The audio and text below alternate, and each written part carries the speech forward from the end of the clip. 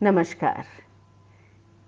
सदीनामा द्वारा आयोजित ऑनलाइन कविता पाठ में मैं सरस दरबारी प्रयागराज इलाहाबाद से एक रचना प्रस्तुत कर रही हूँ।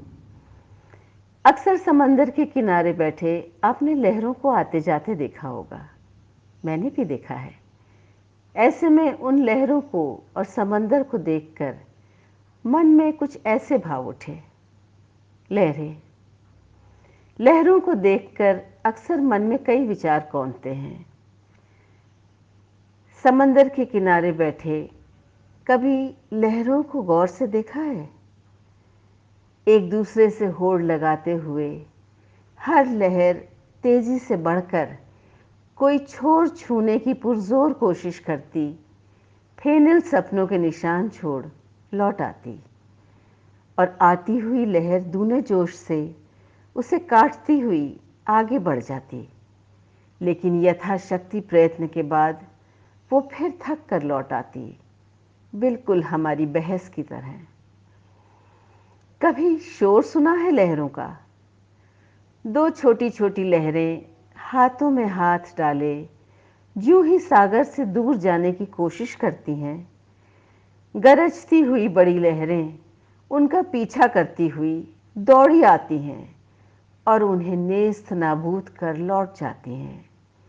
बस किनारे पर रह जाते हैं सपने, ख्वाहिशें और जिद साथ रहने की फेन की शक्ल में।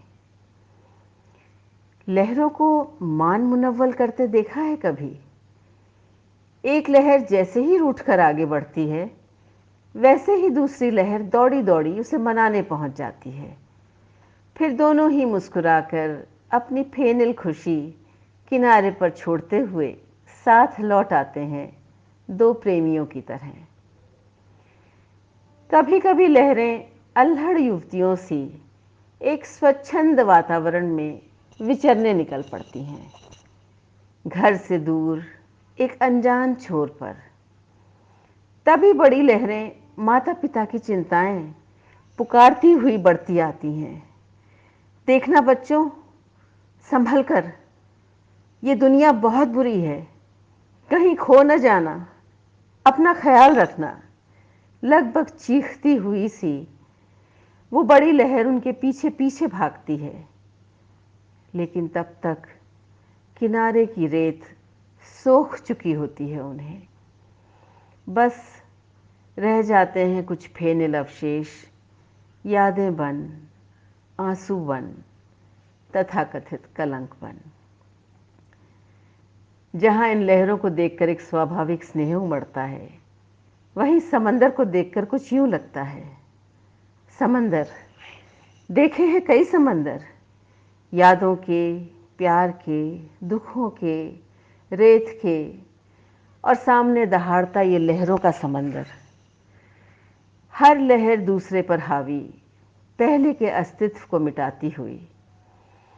इन समंदरों से डर लगता है मुझे। जो अथाह है वो डरावना क्यों हो जाता है? अथाह प्यार, अथाह दुख, अथाह अपनापन, अथाह शिकायतें, इनमें डूबते उतराते, सांस लेने की कोशिश करते, सतह पर हाथ पैर मारते रह जाते हैं हम।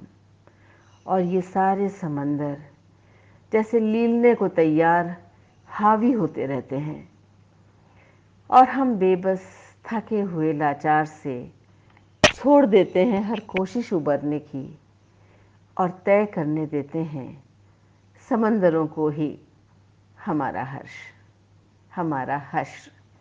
धन्यवाद।